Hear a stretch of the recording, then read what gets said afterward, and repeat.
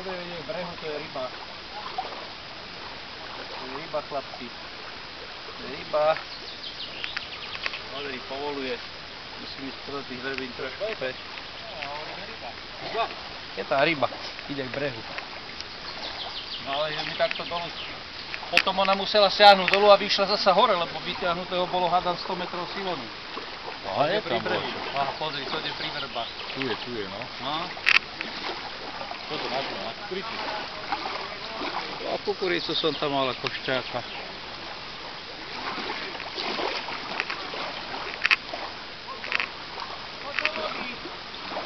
Určite, kvôli takému krpcovi. Á, pekný je, pekný. Kapor. Počano hovorí, že ryby sa ešte neprebral. Neviem, asi kapri. Pozberák nejaký.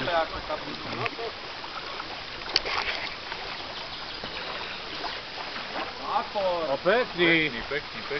Tak on bol dolu a išiel hore prúdo, lebo vyťahol mi dobre pol cievky. No vidíš, a neohlásil ťa.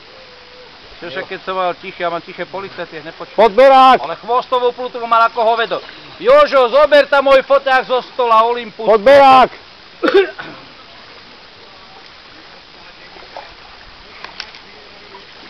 A tu je. Krásny.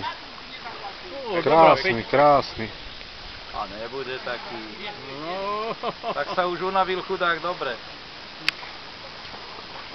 Jožo, zober ten môj foťák Olympus na stole. Jozef. Ten je už unavený, ty vravím chlapi, my tam chlašteme a obžeráme rebrá. A on chce už hrať, no. To je originál kapor, nie? Tak no pekný, zdravý. Ale vieš prečo? Lebo tam má kľud. Chlapi, ale silom som mal takto aj s Udicou šikmo, však Ľubo to filmoval.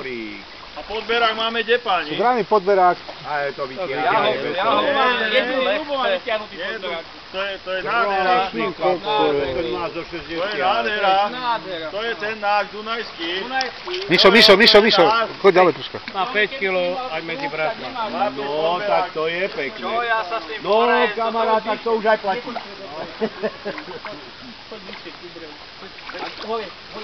Hore ho, daj ho, hore ho dri. Ako si ty, Michal. Pridvihuj ho.